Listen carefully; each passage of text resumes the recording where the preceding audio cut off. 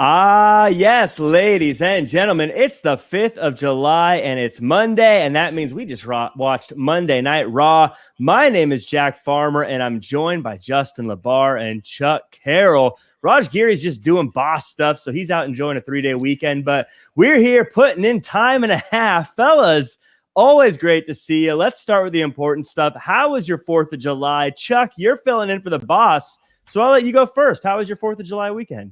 It was pretty good. It wasn't as good as Raj, as I understand. He was spending it on the golf course, that lucky son of a gun. So, but it was good. It was relaxing, and I got an opportunity to check a lot of things off of my honey-do list as well. So, happy wife, happy life, gentlemen. Yeah, the honey-do list for 4th of July, a day about freedom, yet there you are slaving away for the misses. But I get where you're coming from. I don't blame you. George Washington would come out of the grave and cut your balls off, Charles. Well, Justin, I want to hear about your 4th of July, but I want to also say, while we wait for people to settle in and find their seats, I went and followed your boy on social media, Spencer Slade, today. I suggest everyone else does the same. He's got a big matchup coming up, so I figure maybe you spend a couple minutes chatting us up all about his big matchup.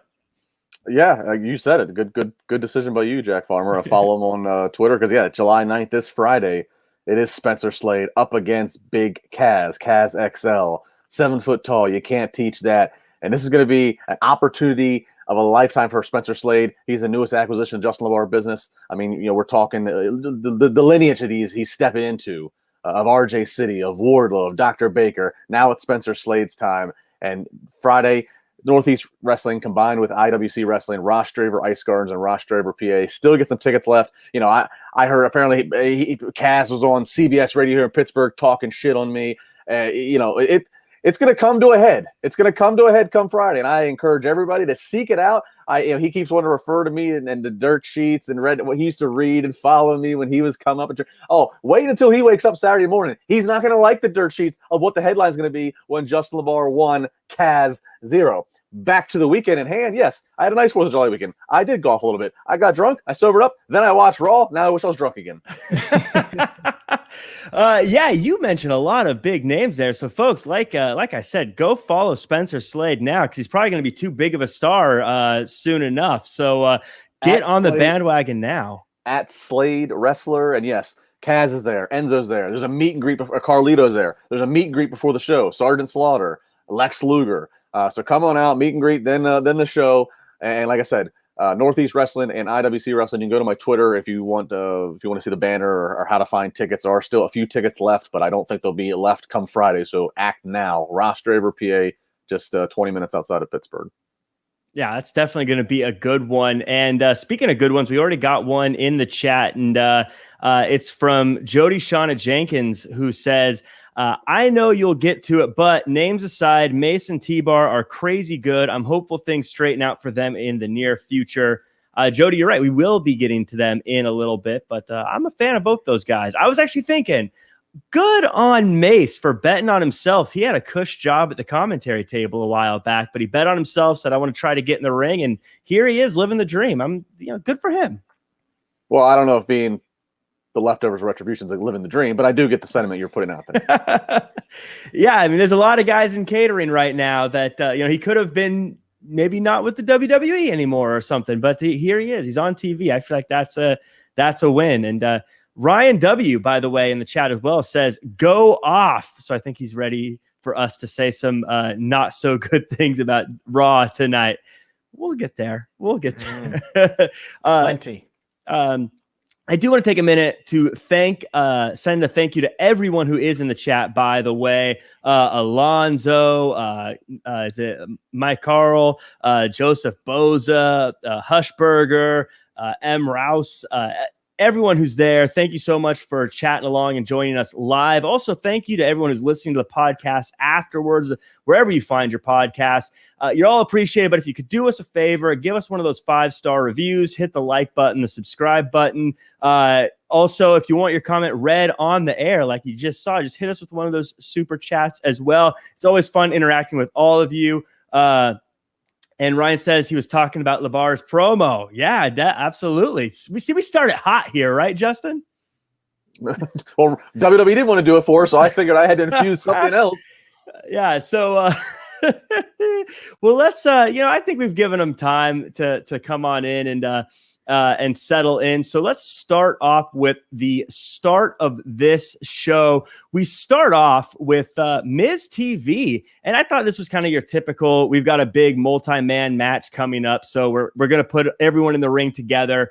To me personally, the two guys that felt like they owned this segment, though, were John Morrison and Riddle. Lots of stuff was said and done, but it set us up for the rest of the night. Ricochet and Morrison went back and forth, and that set up a match later. AJ was crabby about what happened last week. That set up a match with AJ and Riddle later. And Drew reminded us that he has relentlessly tried to get the title since losing it to Miz, and gave us what I'm calling Did Drew Know? History lesson about the Alamo before dumping Omos on the outside. Obviously, lots of matches came from this. Chuck, we'll start with you. Just as a general opening of the show, how did you feel about how Raw kicked off? Look, man, I know we're talking about the 4th of July, but this might as well have been Groundhog Day, okay? It's so formulaic week after week after week. You get that 10, 15-minute setup at the top from a promo, whether it's Miz TV, maybe it's somebody just on a stick mic. It doesn't really matter. The fact of the matter is they're going to talk, and then they're going to set up matches. I wish they would start hot with the friggin' match for a change. Like, give me something different. Please, God, give me something different. It's so hard to see the same thing week in and week out. And even if they are setting up some decent matches, I'm checked out because I feel like I've already seen this before. Yeah, especially when they got to the multiple people coming out, you kind of knew like, okay, it's going to be one of those things where we get everyone in the ring. But Justin, just kind of your thoughts on this setup. I mean, I understand the purpose of the segment. You know, you are, again, you're trying to get, everybody's trying to make their claim of what they want and who the problem is, going after this briefcase. I get it. I mean, it's just, it's formulaic, but I understand what they do. But I agree with Chuck. It doesn't have to be what starts the show. You don't have to put that off the top. I mean, there's different ways to get to it, to put it at a different time. Here's a thought. Let the show start. And if you already have one guy in the ring and another guy, and you get to a match within the first 90 seconds, who knows that might do to retain an audience? I don't know. Let's try it. But I mean, I get it. Money in the Bank, it's 2 weeks away. That's just what they're going to do. I'll say this.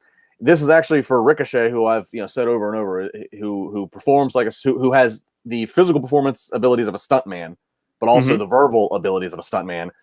This is at least a time where I'm interested in what he has to say, because I'm like, all right, this is going to be a great playground for him. Don't expect him to win. I give him. I'm not. He's last on my betting odds of who I'm betting to on WrestleRumble.com to win. But I will say I'm interested. Like when Ricochet was talking, I was like, all right, I'll listen to this one because I'm just curious. Is he going to say anything at all to help razzle dazzle? He's already got the advantage of he's the guy that can do the ridiculous things, and they showed the clip last week with John Morrison. So I'm like, all right, can he compliment it with anything interesting? Can he compliment it with a good soundbite? I don't know if he did, but at least I'm engaged to see Ricochet at this match, at this pay-per-view, and I don't say that very often just because I don't think that he's been positioned to matter other than a few big stunts. I think that's a really good point, because Ricochet is someone I think a lot of us have all kind of in some way or another gotten behind, whether it be just because he's exciting to watch or whether we've seen him in other companies or whatever the case is. But you're right. This is kind of like, is he going to do what he needs to do to get a returning spot on TV? Because he's always been sort of in that spot where he's fighting for the opportunity to be on TV. And maybe, I don't know, every time he's on the microphone, I'm crossing my fingers. I'm like, do what you need to do to earn that spot to come back week in and week out. And so he is very interesting to me when I watch his matches or when I watch him on the microphone in these segments, at least.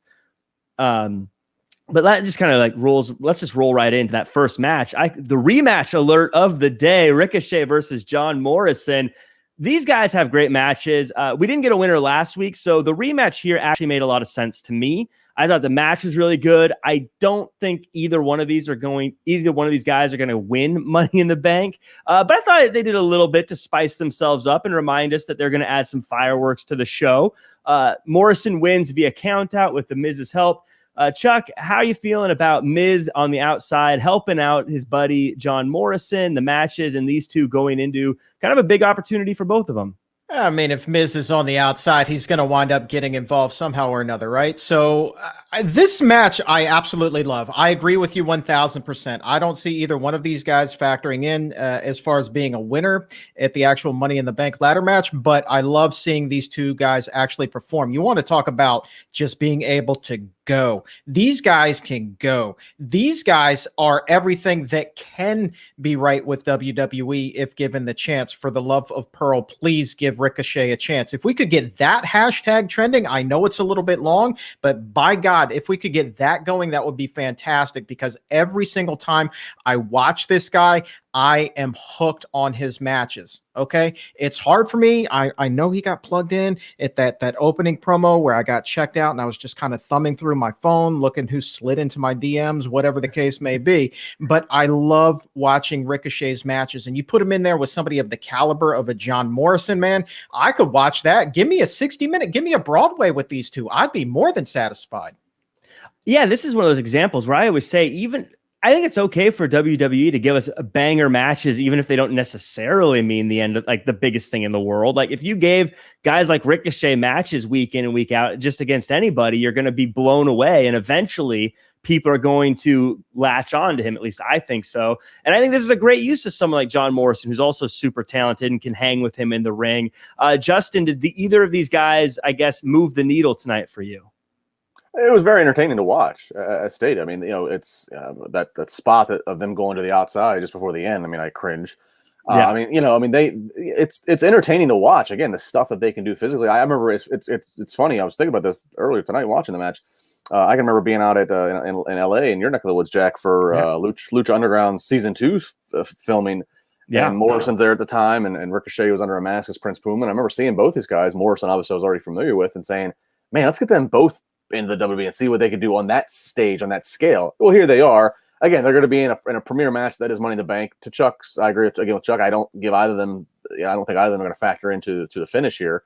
But they are very fun to watch. Again, back to the original point. Start the show. Have these two guys ready to go. That might retain an audience as people are searching through as we're going into the 8 o'clock hour. Again, you see two guys like this that are doing the things they're doing, I don't know. But it's probably more interesting than seeing a bunch of entrances of people out there with microphones and you're trying to pick up the context of what they're talking about.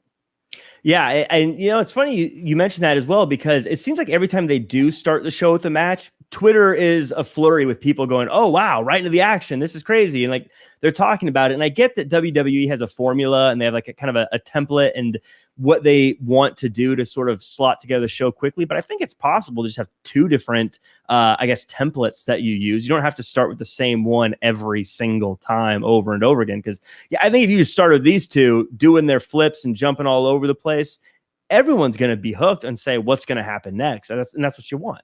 You got to find the happy medium, because like I'm a big I don't know how else to attribute it to, but I say like a Vince Russo mindset. I'm very big into, on weekly TV, I don't want a whole lot of long 2-3 segment matches. Save the longer matches for the pay-per-view.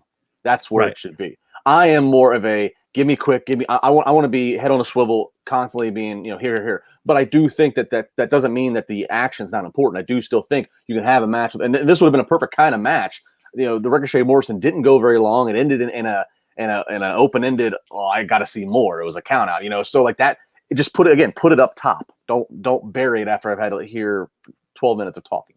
I would love to see what the quarters are, right? Is there a reason why WWE continues to put that kind of thing at the top of the show? Are they just waiting for the audience to build? They're just kind of giving it time? Or do they start off with this and then that triggers the erosion? I haven't really looked at the quarters in a little while, but if either one of you guys know that, I would love to know the why behind this. More often than not, the audience is going down. From the moment the brawl starts, the audience is going down more and more overall. So I think the idea is, look, Money in the Bank, again, it's 2 weeks away. We got to get people watching on Peacock.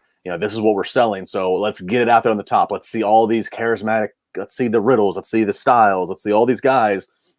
And, that is my understanding of their mindset right now, is to put that out, because after that, everything else it's trickling down. There's not many times where we have the hourlies on here on Wrestling Inc. reported the next day or 2 days after. Very rarely do you see oh, hour 2 was an increase over hour 1, or oh, 2 dipped but 3 bounced back up. It's usually just a decline as the night goes on. It's the damn show's too long.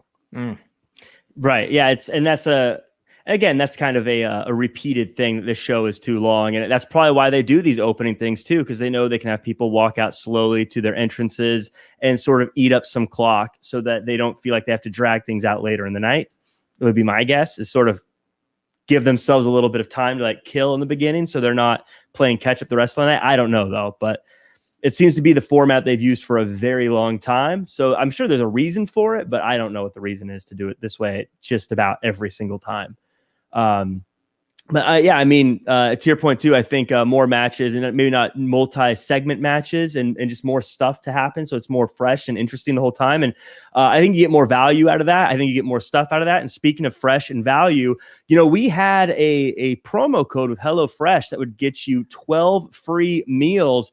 And we decided we're going to make it even better. We're going to improve that value. Now you're going to get 14 free meals with HelloFresh. For those of you who are wondering what HelloFresh is, with HelloFresh, you get fresh, pre-measured ingredients and mouth-watering seasonal recipes delivered right to your door. You get to skip trips to the grocery store and count on HelloFresh to make home cooking easy, fun, and affordable, which is why it's America's #1 meal kit. HelloFresh cuts out stressful meal planning and grocery store trips so you can enjoy cooking and get dinner on the table in just about 30 minutes or less. HelloFresh offers 50 menu and market items each week, including ready-to-eat salads, sandwiches, and soups.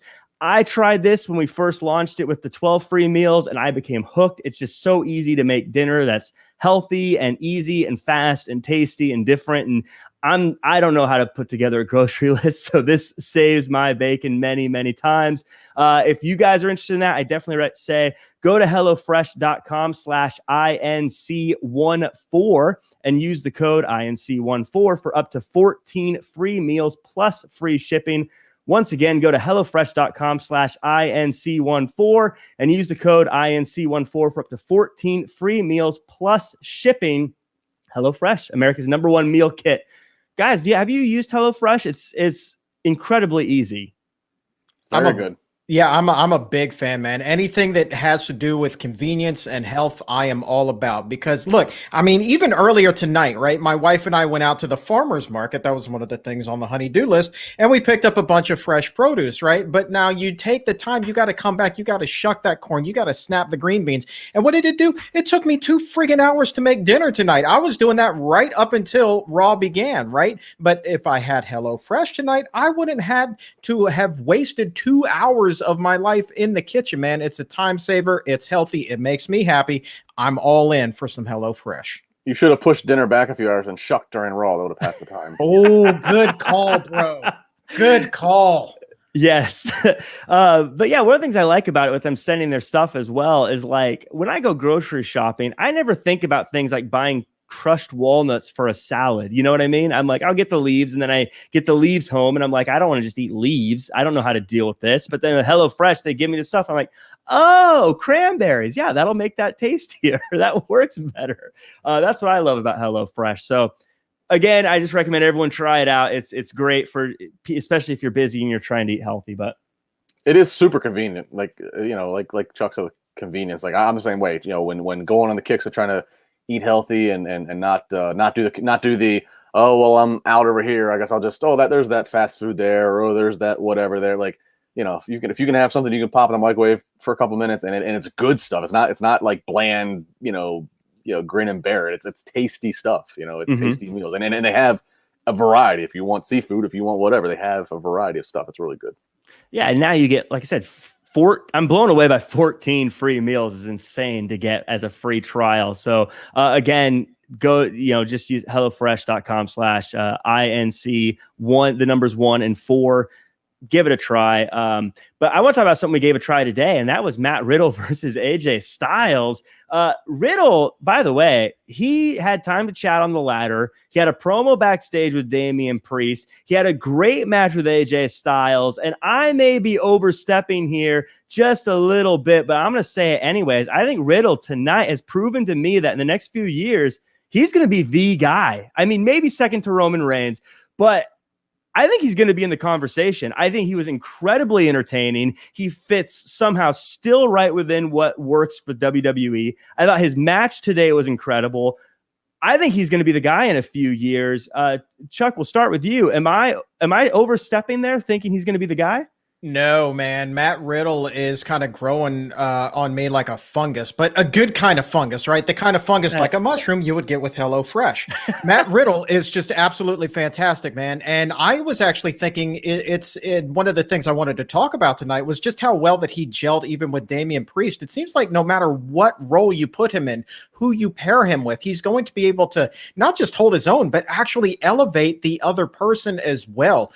I do think that this guy has the entire skill set needed to perhaps be the top guy. Whether it takes 2 years, I don't know. It could happen sooner if he continues like this. Yeah, I mean, I agree. I thought, and then Matt in the ring, I thought he was great with the playing on the foot thing. I love the crane kick. I loved it. I don't care what anyone else thought. I enjoyed that. Justin, how did you feel about where this was? Well, Riddle versus Styles was match of the night. So for those that are watching or listening to this after the fact, live or again tomorrow, and you're wondering, okay, what is worth fast forwarding on my DVR to watch? This match is worthwhile. It's a couple segments long, so it's not a quickie, but it was a good story. It was a great kind of comeback with Riddle, who he's got the ankle and foot all taped up, the right foot all taped up. He has a ton of skill sets. He checks the boxes. And he's the goofy guy, but he can be goofy because he can't kick your ass. And the fact that he actually has MMA, background and a winning record and that credibility, it's to a much lesser degree, but it's like the Brock factor again.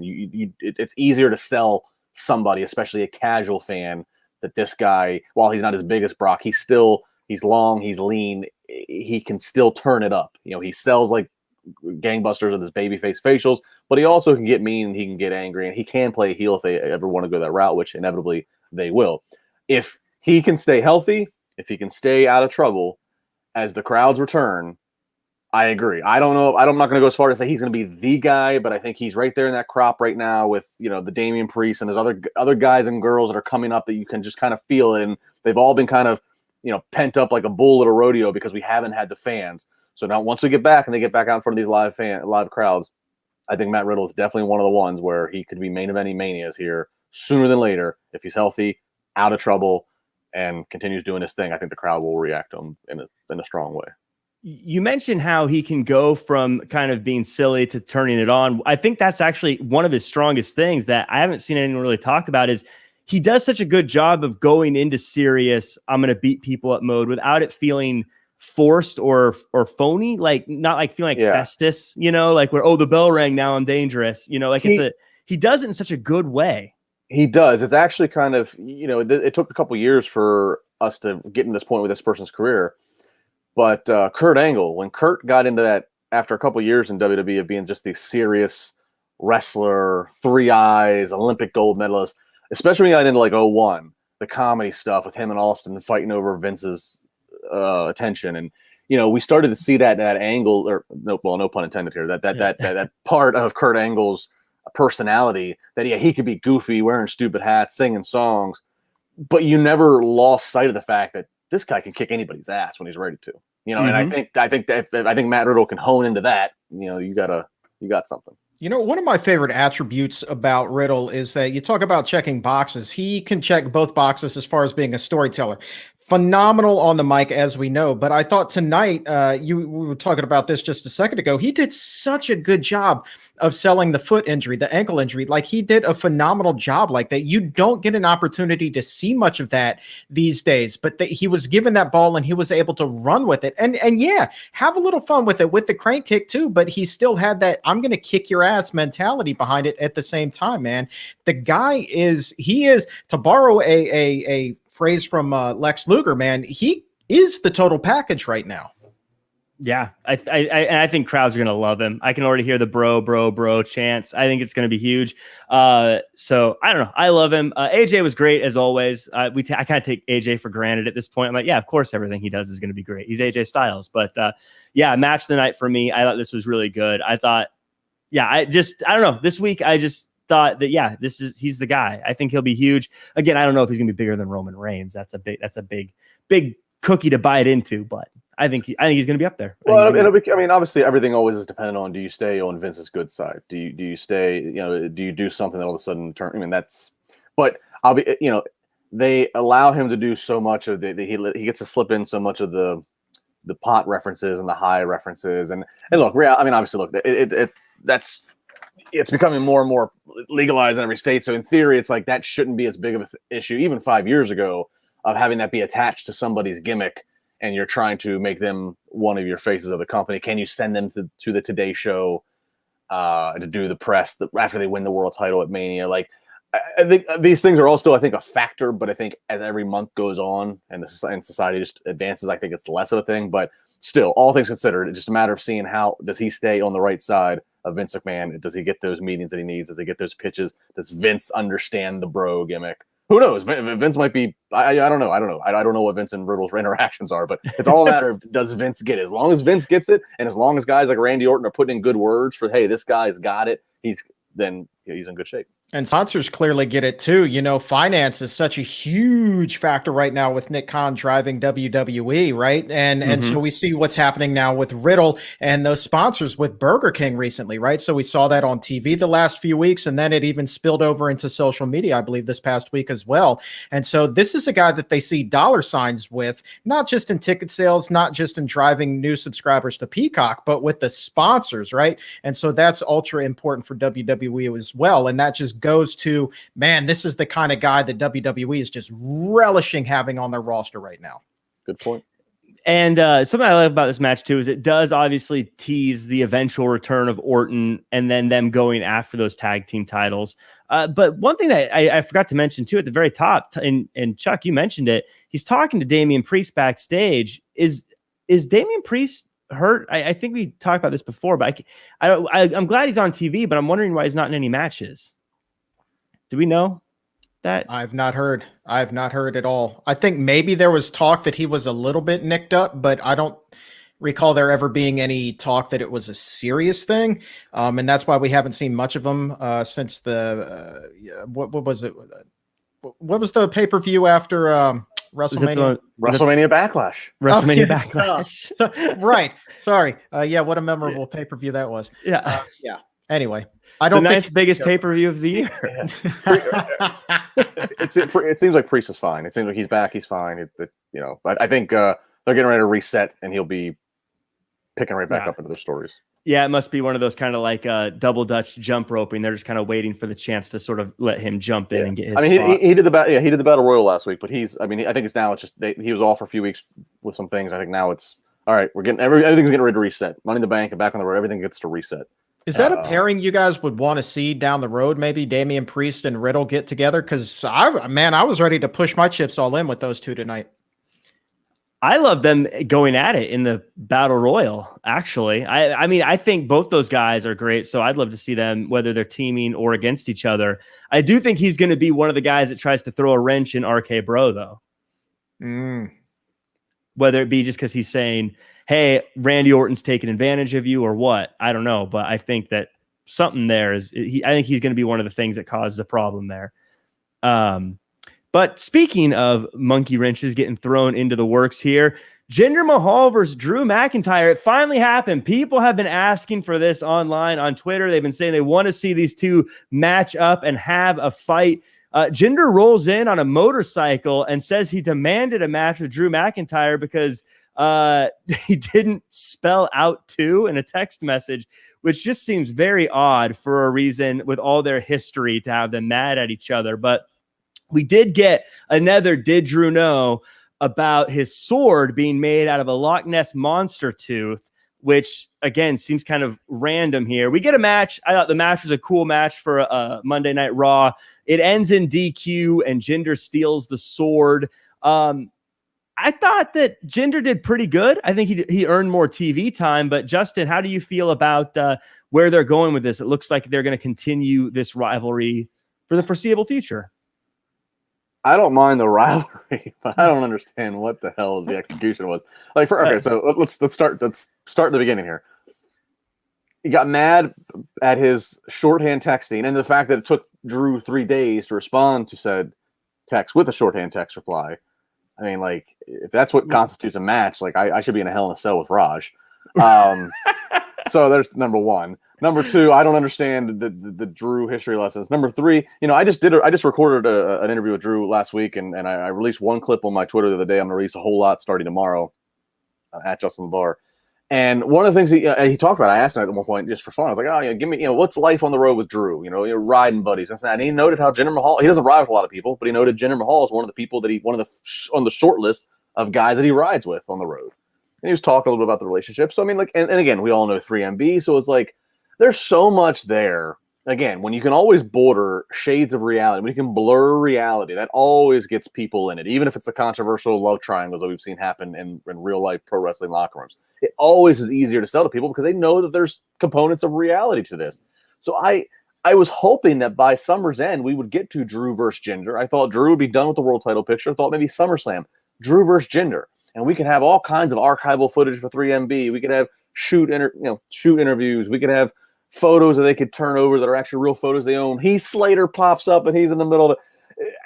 But no, we decide to just unload this unadvertised based on a effing text message on this Raw.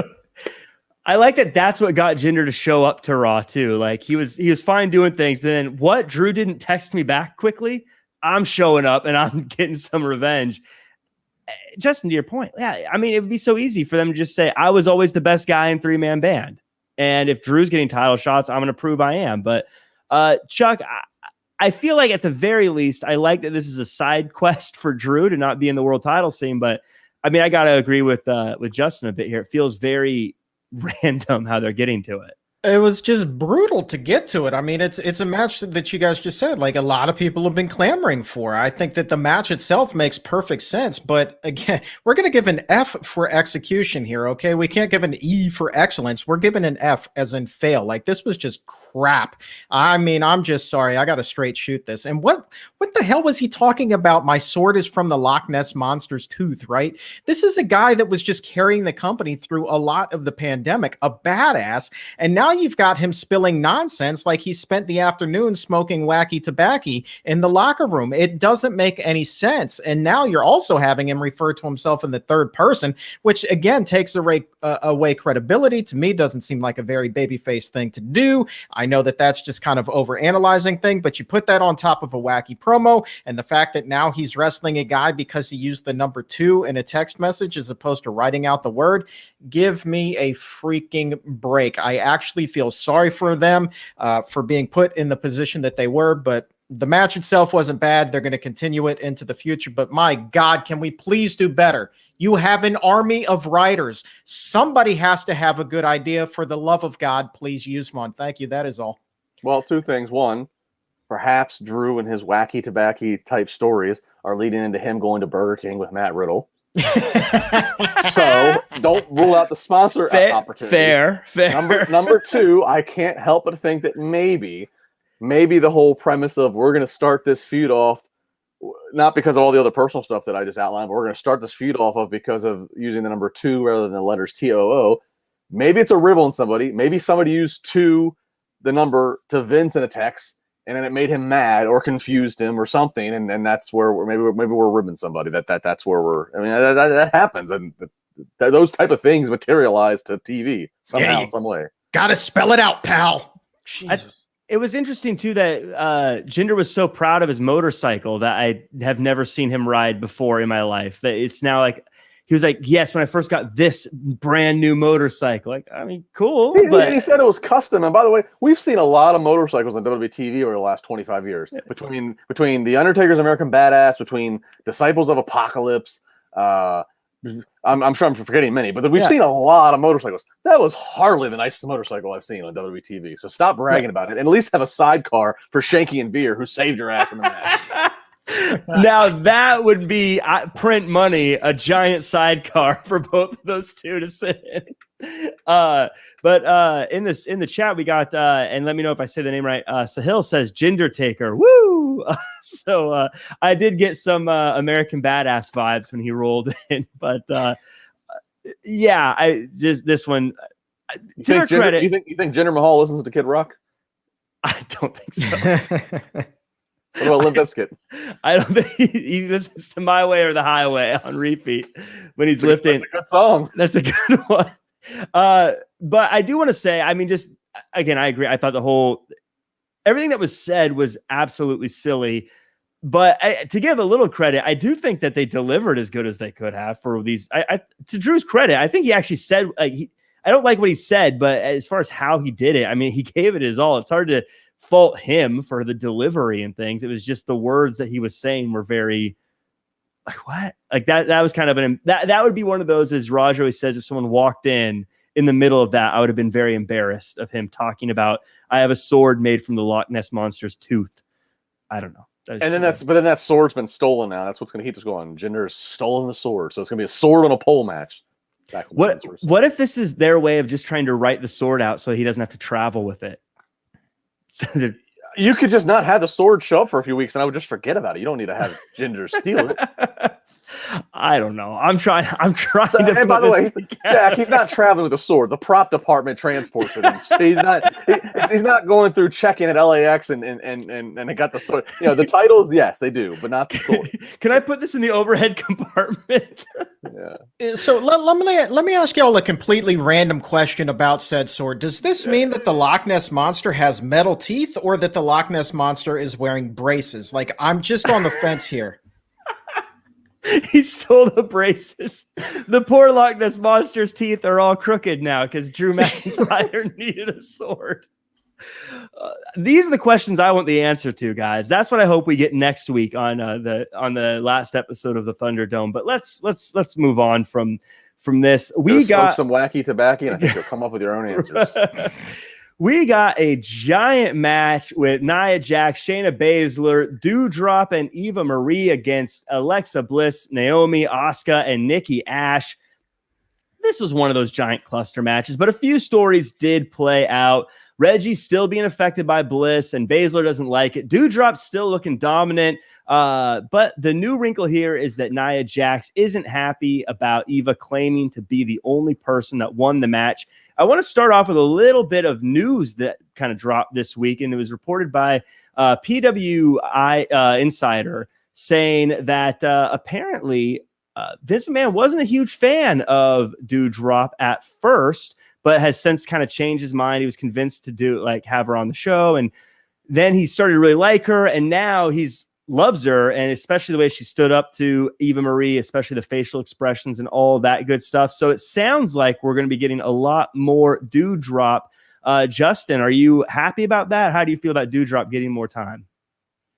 I'm not mad about it. You know, I mean, it's still kind of crazy, the name and what have you. But I think, again, you see the end result. The end result is the old-fashioned, don't be a bully, be a star, and Doudrop will, we've already seen her, resist against Eva, and we'll see the break off, and then she'll drop that ridiculous name and have her actual name come back. So I'm fine with it. Yeah, I mean, and also I'll say this too. There was a lot of I mean, social media can be just a toxic place, unfortunately, because everybody has the ability to say whatever in anonymity for the most part.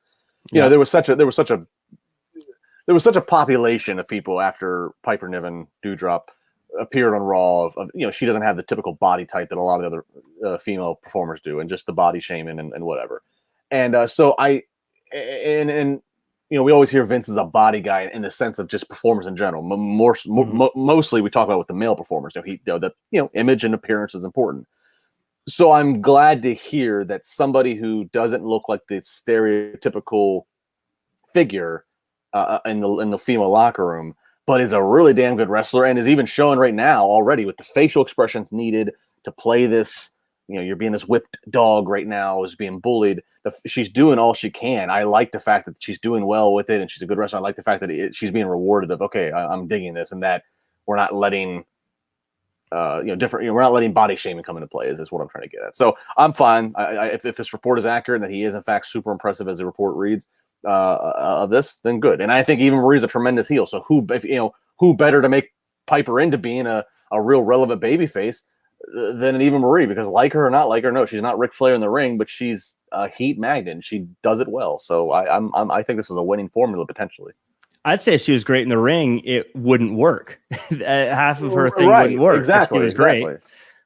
But yeah, I was a Piper Niven fan, I've said before, in NXT UK. So I'm glad she's getting the time.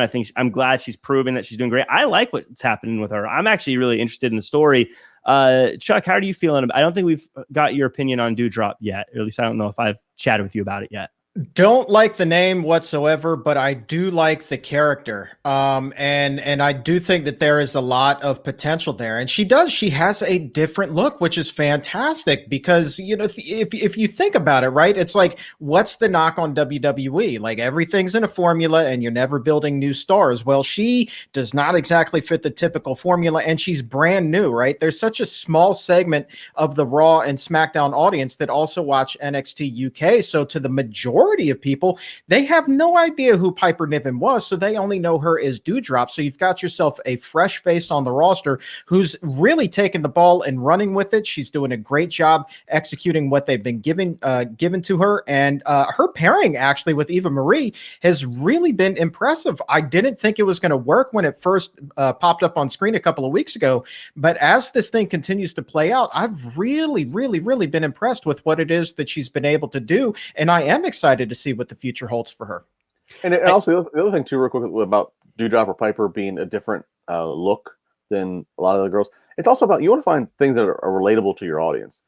On the male side of things, you have your chiseled, Drew McIntyres and Bobby Lashley's and Randy Orton's, but you also have your Kevin Owens, your Viking Raiders, your Ricochet, who's only like 5'7". You have other guys who are different body types, different whatevers. And, if you're, especially if you're a younger fan and they still gear towards the younger audience, if you're a younger, boy, a male growing up and you're not if you're not a bodybuilder already at age 13, you can feel a little relatability to somebody who looks more like you or has something that makes you feel that you can relate. And same thing on the women's side. All the women are got that model figure and they're all beautiful in that way, but having somebody like Piper or like Doudrop who has a different beauty, a different look, that's good for the female audience, people who might relate more to her might feel like that. Hey, I don't look like Eva Marie. I don't feel like I'm an Eva Marie. I feel like I'm strong, but I'm not Eva Marie. There's a relatability factor. I think it's really important that they branch out and are willing to see the value in that. And it helps that they're not treating her like an idiot. They're not treating her like she's just someone who looks different. Yeah. She wrestles well. She's handling herself well. And I think that all plays into everything you're saying, Justin. Yeah. It's good that her gimmick right now is not, this is all stuff I'm taking from past gimmicks they've unfortunately shoved to people. Her gimmick's not a farting gimmick. Her gimmick's not an eating gimmick. Her gimmick's not people call me a pig. And these are all things that WWE has done in the past. So I'm not pitching stupid ideas. These are things that WWE has done in the past. I don't think to have a woman who doesn't fit that typical model mold, I don't think that if you have a woman like that do a farting gimmick, that would exactly play well in today's climate either. So I think that they're actually being very respectful with who she is. I mean, she's relatable to 3/4 of the audience, for goodness sake. So, I mean, like you said, man, like I'm really excited for what it is that she's bringing to the table. And I think they've done a magnificent job of unveiling her so far. Yeah. So something that happened, speaking of people who are kind of new to the roster, someone who's been on a win streak was Nikki Ash up until today, and she got pinned by Nia Jax. And to me, this didn't sit well. I mean, I get what happened. You got to keep Eva Marie undefeated, quote unquote. But it felt a little weird that you have this win streak with, for whatever they were, Nikki Ash has beaten now Rhea Ripley, Charlotte Flair multiple times, won a ton of matches, and now she gets pinned just kind of clean in the middle of the ring by Nia Jax for no reason. I don't know if it feels like that win streak that was built up just for this was really worth it. Chuck, how do you feel about Nikki Ash and kind of what's going on with that whole thing? Well, I think that they focused on the A part of Ash. Okay, so almost a superhero, right? Clearly not anything super heroic from her tonight. So I don't like the fact that they did have her go under tonight, just 1 week after she unveiled this brand new gimmick. And it is worrisome to me that means she's going to immediately get knocked down the roster. Now it comes out that this was an idea that she had pitched. This is an idea that she proposed. And I may be overthinking this, guys. I may be overthinking this, but because it did not come from the writer's room, I'm also wondering if it makes it easier to knock her down a couple of pegs, not because they're jealous or anything like that, but everybody's always going to want to push their own ideas a little bit more so than someone else's. And so I'm wondering if that's going to work actually against her than the fact that she would be, I guess, rewarded or given an attagirl for bringing something new to the table. So I keep a close eye on what happens with Nikki Ash moving forward, but I'm 100% with you. I do not like the fact that she was the one that did the job tonight. Yeah, don't like her getting pinned, but I'm hopeful in 2 weeks once they start having crowds, especially if they go back to, I don't know how much they will, but if they go back to doing non-televised live event house shows, where talent really are given a lot of freedom to entertain the crowd, and like this could be a gimmick that could work. I still think it can work, and yeah, like Chuck was saying, I mean, this is something that it's come out that this was something that she kind of pitched, and she has the origin, the genesis of the idea. But I don't know. But even if it might be her idea, there might be still a writer or writers who are helping develop it and who are pitching it. So they might still feel like they have stake in the game and are trying to work their way up up the ladder in the writers' room of things that they worked on that are succeeding. So I'm going to give it hope. Again, don't like the booking X's and O's decision tonight for her, but I'm hope that she's going to get a good reaction with these crowds. And that'll be the ultimate, okay, we'll keep it going. Well, one thing that went on tonight that I personally really enjoyed was Mustafa Ali versus Monsoor. I thought it was great to see both these guys in the ring. I thought it was cool to see a new matchup. I thought Ali looked great. And I think what he really did good tonight, at least in my opinion, was that he kind of worked the lack of a crowd by just being verbal throughout the whole match and kind of telling the story just verbally. And I loved how they finished it with him sort of saying, look, if you're a good guy, you finish last. This one really hit to me. It wasn't match of the night per se. It wasn't this moment that I think we'll talk about forever. But if given the time, I think Ali showed again that he's got a lot of room to do some pretty big things. And then Monsoor got some time on TV. So I thought it was win. I thought it was a win-win because again, it was a new matchup. The two guys that did great. I loved it all around. Justin, how did you feel about these two?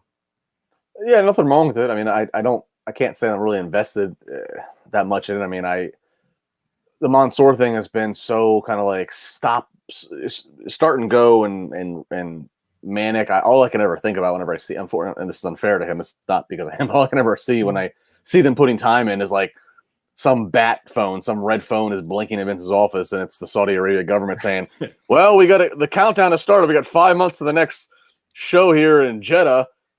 How's the booking for Mansoor going? Like, I don't know. That's all. Cause we've never seen him before. And he was like in a battle royal and winning battle royal. And so that's all I can think about for him. So that's unfair to him. Hopefully he can earn his own stake here on TV to us and make it relevant to Mustafa Ali. This guy, I don't know why Retribution's done and gone with. So we don't have to save face and have him keep being the bad guy. This guy has a great babyface story. Mm-hmm. This guy, a police officer in the Chicago area, has very much been vocal about don't throw a turban on me and give me the Middle East gimmick. I'm not doing that. And good on him. Mm-hmm. Like, I feel like there's something here with him that you could do. And again, especially with crowds coming back, I don't understand this heel. I don't know. I don't get it. I like both guys. Wish them well. Don't understand any of this. Don't care. I agree with you in that I think he could be someone that fans could love. I think he's a real life hero in a lot of ways with the police officer background and whatnot. I think he's just talented. So I think he can pull off being a villain too. So I'm not necessarily angry about it because I think he's talented. But Chuck, how about you?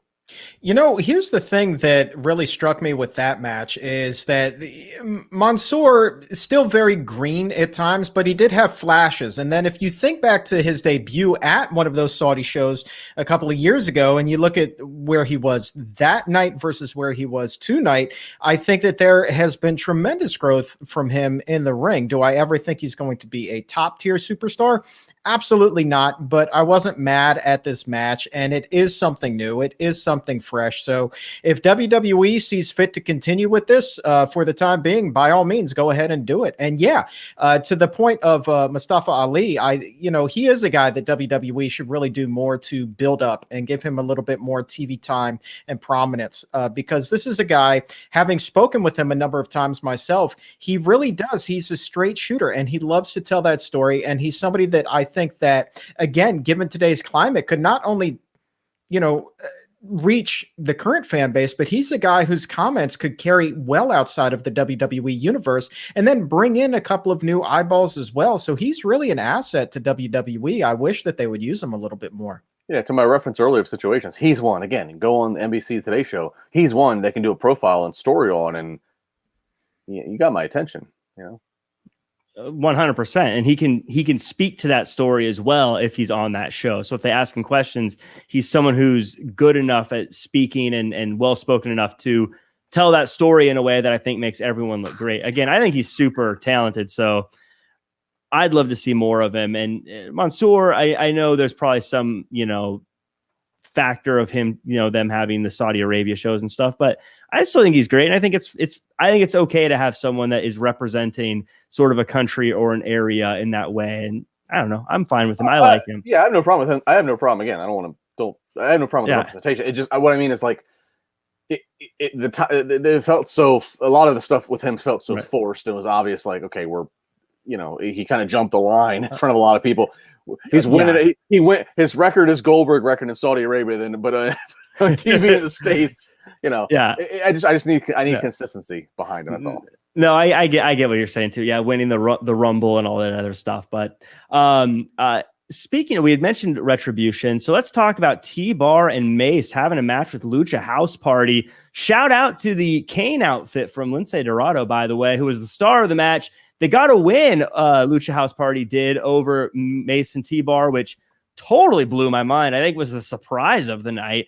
I like it because I think those two guys are incredibly talented, and if you give them the chance to go. But Justin, we'll start with you. Was this a death blow for Mace and T-Bar? Losing to the Lucha House Party? I think, because what's the next step? They want a rematch, and because it's so funny too. First off, I'm a big Lucha House Party fan. For a long time, I've been beating that drum on this podcast. But this match, obviously the way it was laid out, it looked like it was just a longer drawn out squash match. And I even made a note to myself as I was making notes, because the show's 3 hours and my memory fades after a while. I even made a note and said the Mace and T-Bar offense, there was some new offense they were using that grabbed my attention. Like, okay, this is good offense for these two big guys, and okay, this is a big squash match. Maybe we're around in the corner of building these guys up for, some relevance in the tag division. And then just as quick as I can finish writing that, and I look up, they've lost. So, I don't know. But, but maybe this might not be the worst thing. What's the worst that happens? This is WWE's way of ending the gimmicks of Mace and T-Bar, and especially to T-Bar, to Dijakovic. These gimmicks are forever tampered with. As I mentioned earlier, Retribution leftovers. Wipe that clean. Both these guys, especially T-Bar, have potential and are ready, have a look. They're big in size. Get them out of this nonsense. Yeah, Chuck, do you agree? Yeah, Jack, you asked if this was the death blow for them. And I'll tell you what, if going into tonight, that nail wasn't all the way in the coffin, it was about 3/4 there. And I think that this may be the end of it. And it's not the worst thing in the world. These guys did show that they can do very well in the ring if given the proper gimmick, right? But we all know, I think that we're kidding ourselves if Mace and T-Bar are their ticket to the promised land. It's just not going to happen. They're never going to be able to get that stink off of them from the Retribution run. It just looks goofy. The names are horrific, but they are two talented individuals. And yeah, I do give Mace all the credit in the world for T-Bar, rather, all the credit in the world for betting on himself. But at the end of the day, he needs to be in the right character to go ahead and succeed. And this is not it, my friends. He's got a lot of talent, but give him something else. Let him come up with something else. Are you saying that you can't envision a WrestleMania poster that says Brock Lesnar versus T-Bar for the Universal title? I'm not even going to joke around. I'm saying 100% just that, my friend. Yeah. Well, I have to agree. T-Bar is a terrible name, but I agree also with what Justin said. Dominic Dijakovic is great. Yes. And he deserves some big things. And I like both teams involved. I like seeing them both on TV, but and I hope Lucha House Party gets some good stuff out of it. But I also hope that this is kind of the end of the Retribution stuff, and those guys can just become themselves instead of these weird characters they've been. Just think, long. This time last year, I know I wasn't podcasting with both of you this time last year, but this time last year, we were spending our pandemic, COVID, uncertain days of wrestling, some of it in the Performance Center still, talking about how Retribution is the leading thing that they were booking. And Retribution had 60 members that were, vandalizing and so that's one bonus. We've gotten away from that. We moved on from that. Right. It's they're getting closer. They're getting closer to freedom from this whole thing. But someone who's not getting closer to freedom is Charlotte Flair from Rhea Ripley. She comes out and does an interview, and I actually thought she was doing great as being the unbearable. Oh, woe is me. My leg is hurt. I can't believe Rhea Ripley did this. Then Ripley came out, and I'm still not sold on this whole thing. I still don't know who I'm supposed to like. Chuck, what are your thoughts on this? I feel like it's hard to not just repeat myself. I don't understand who I'm supposed to cheer for between Charlotte Flair and Rhea Ripley. I'm not sure who I'm supposed to want to win. I feel like they're both just unbearable people. Yeah, it's definitely a blur as to who should be the babyface in this one. I think technically it's still supposed to be Rhea Ripley, man, but who the frig knows? I thought actually Charlotte, if anybody, came out a little bit more of the babyface tonight. But the segment itself was entertaining to me. I think they're two extremely talented performers in the ring. So I really don't have a whole heck of a lot bad to say about the segment at all. I thoroughly enjoyed it. You got crutches, you got danger, you got people on the microphone trying to do, pull the wool over each other's eyes. And I actually like the kind of apprentice gimmick that Charlotte is doing now with Rhea Ripley, whether they're acknowledging that flat out or not. She keeps saying that Rhea's learning. So does that mean that Rhea will soon be the dirtiest player in the game? I don't know, but I'm digging this, man. I don't have anything bad to say about this segment at all. Justin, how do you agree? I'm trying. I think Chuck's onto something. They are staying with this underlying theme of when Rhea was able to manipulate a victory the last time they fought in that match, and Charlotte said, "You're learning, bitch." I mean, there's something to it, but I don't know. I've yet to care. I'm so thrown off of this. I'm so thrown off on the question that you posed, Jack, of who's the heel, who's the face, who am I supposed to feel sympathy for? I hate Rhea. Rhea's theme music just bothers me. I'm cool with the look and everything. I don't know. I can't get with it. This whole thing came on. I saw it. I saw Rhea coming out in the crutch and mocking Charlotte. I mean, I was doing other things. I just didn't care. Yeah, these are two women. I love both of them as far as their talent and who they are, their characters. I love everything. It just feels weird. I don't know. For me, it's just not working with them together. I think if they were against anyone else, I'd love them both. And I do. And Chuck, I will say I do kind of like what you're saying about the whole learning from Charlotte. It just when Ripley does it, it doesn't feel like she's doing it in a cheeky kind of like, haha, I got you way. It's more of just like, I'm also a jerk kind of way. So I don't know. I'm not invested in either of them right now.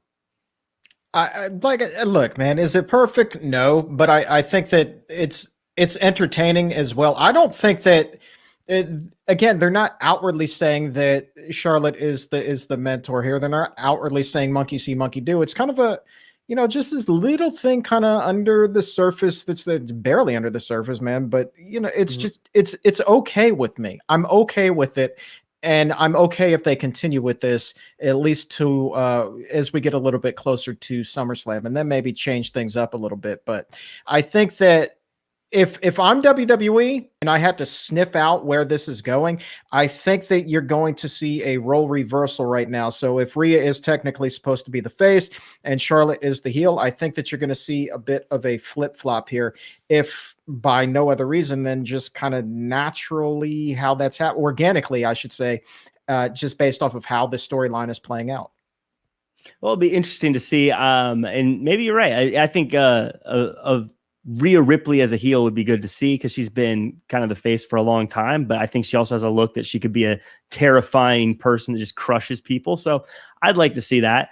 Something that I thought I wouldn't see again, but we did see again, was Elias versus Riker in the form of a tag team match with Cedric and R-Truth involved. So I guess the strap match wasn't the end of this.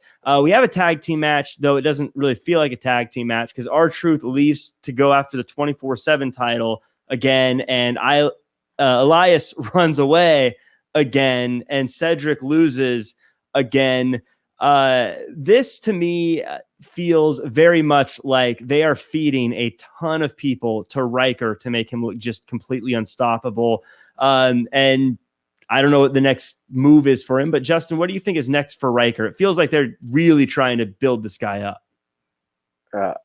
Maybe this whole thing was a fuster cluck. I don't know.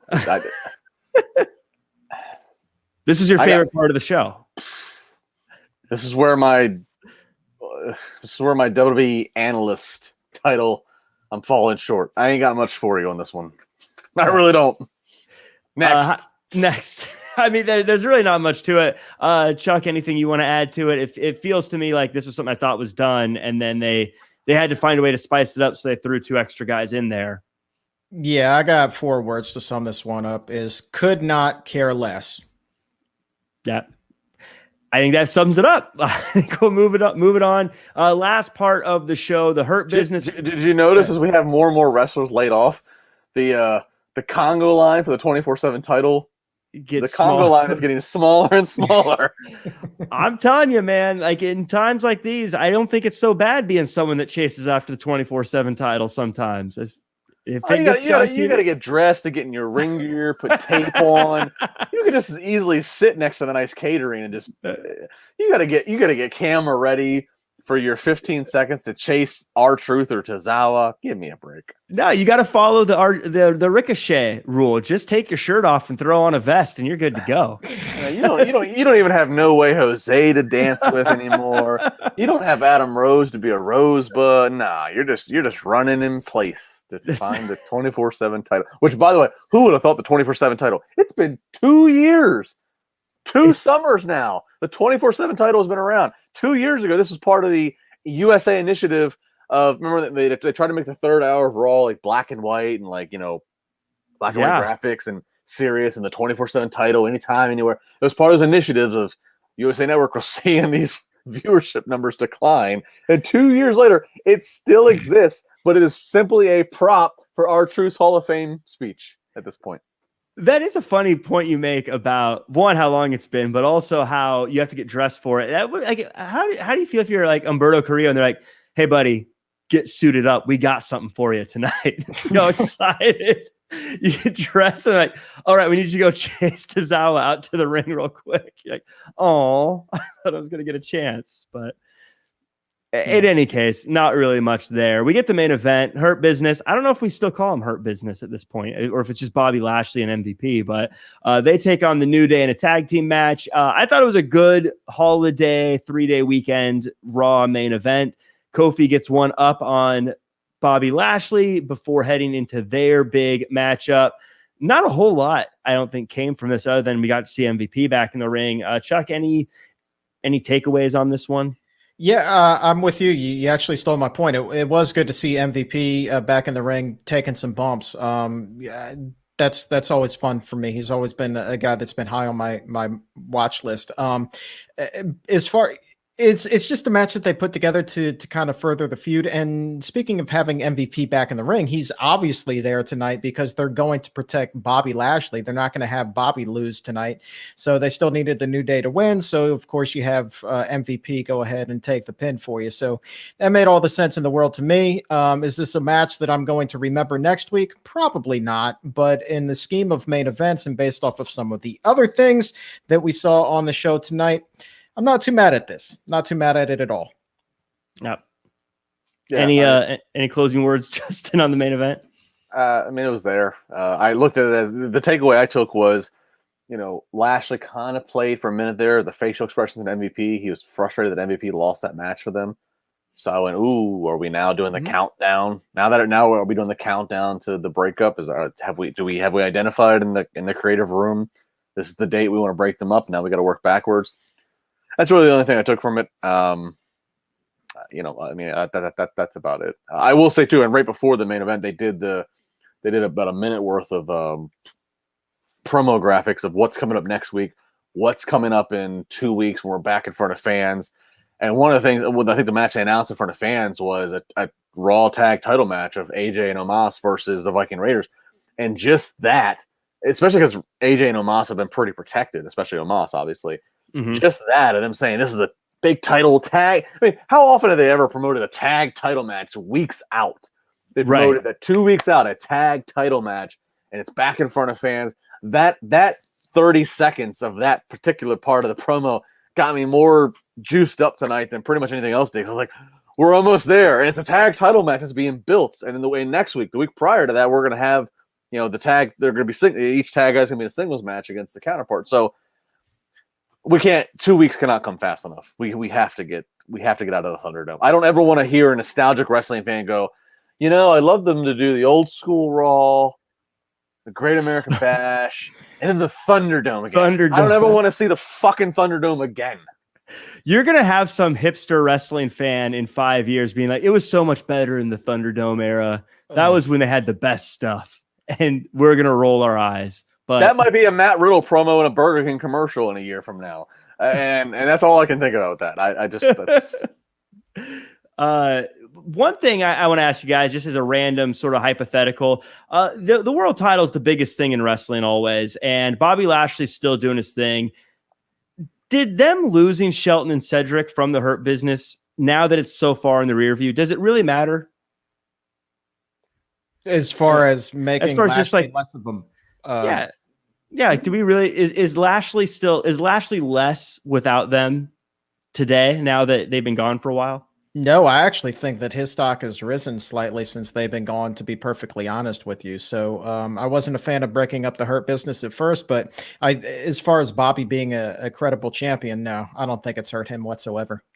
It didn't hurt him, but I don't think it would have harmed him if they would have remained. You know what I mean? Like, so you kind of just dropped off an opportunity to elevate Cedric, especially. I mean, Shelton Benjamin, we forget, some people forget, he's a veteran that's been around for so long. So it's great to see him on TV, but Cedric really was the piece of, like, he was the Randy Orton and the Evolution. So, like, he was the younger guy that could get the ultimate rub. MVP established, Bobby established, Shelton established. So it was kind of like the fact they just decided just to not even care anymore and drop them off. It just hurt Cedric the most. But no, it hasn't hurt Lashley. Yeah, it's a bummer for him, but I don't know. I was just thinking about it because I know we were all very upset about it, but it is what it is now. Jax with the super chat. Here's some cash. Thank you, Jax. Thank you so much for that. We appreciate that. I think that's a good note, Jax. A thank you to Jax, and then I think that kind of does it for us. That rounds out the show. Chuck, Justin, any kind of final thoughts or anything we missed before closing out? On a scale of 1 to 10, I'd give this show about a 6.5. Is that too generous, Justin? I like whole numbers. I'll go 6. I think 6 is fair. I think that's it was. I don't know. Like I don't think there's anything. Well, there's a few things, but it wasn't outrageously necessarily bad. I just don't think it really mattered. Like, if you missed this episode, it didn't really hurt anything. Jack, it's like when you came on. People didn't see this. We were on the air. It's like when you came on before we go on the air. The first thing you came in, it's just the cruise control, torturous cruise control, and that's where they have their sights set on when they get back. Money in the Bank on the road, off and running. SummerSlam is probably going to be magical, but between now and then, the next 13 days are just. And by the way, Jack, you're the luxury of being on the West Coast. Chuck and I on the East Coast here, so it's we're staying up and it's past midnight and we're just. Yeah, that's it. That's a good point because it's only 9 o'clock here. So you guys are you go heat up a Hello Fresh. It's still light out where you are. You can have a Hello Fresh. I'm sitting here drinking Grandpa's cough medicine to go to bed here just because it's 12:19 in the freaking morning. Yeah. Well, I think that does it for us. Actually, Chuck, did you have anything last you want to say? No, man, that's it, dude. I'm turning into a pumpkin. All right, perfect. Well, that does it for us. Guys, if you're in the chat or if you're listening to the show, why don't you leave a comment and let us know on a scale of 1 to 10 what you would rate this episode of Raw as. It'd be fun to see what you guys have in there. But that does it for us here at Wrestling Inc. Make sure to tune in tomorrow for the NXT after show. That's going to be a good one after a great American Bash, as well as AEW after show is back on Wrestling Inc. And as always, the SmackDown after show on Friday. I'm Jack Farmer for Justin LaBar and Chuck Carroll. That does it for us at Wrestling Inc. And we'll see you guys next time. Big cast.